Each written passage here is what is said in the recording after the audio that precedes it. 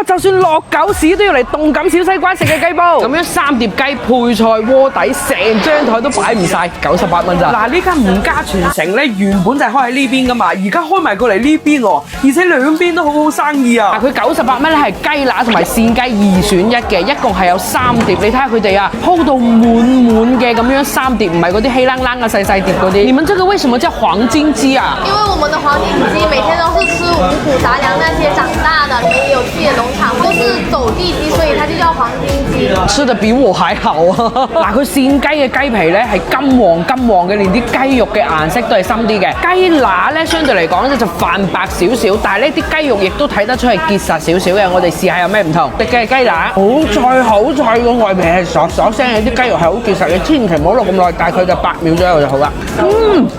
個扇雞係唔脆唔硬，而且更加濃嘅雞味。哇！我中意食扇雞多啲嚇。嗱，呢間店我覺得至優秀嘅話咧，係呢個湯底，特別係佢哋嘅石橄欖湯底。佢哋啲石橄欖啲葉啊，同埋啲果實都係特別大粒嘅。飲落去呢啖湯啊，清甜再帶少少回甘。呢個湯我可以飲3碗以上。嗱，套餐裏邊咧仲有份椒鹽雞骨啦，蔬菜主食咩都有晒㗎啦，幾乎未見過佢哋做咁抵食嘅套餐。嚟開一定要試埋佢哋嘅燒雞嚇，68蚊一隻橄欖果木就喺門口度現烤嘅，而且用嘅都係新鮮雞，飆晒汁㗎。佢外皮唔係嗰啲焦香啊、焦脆嗰啲嚟㗎，佢外皮係滑㗎，好似窯雞嗰類型。跟住個雞肉好嫩，哇！我中意食呢種燒雞。反正視頻定位呢個價格咧係真係限時團購嚟嘅，識得揾着數嘅街坊咧一定要快手啲團啦。喂，好似唔記得點關注喎。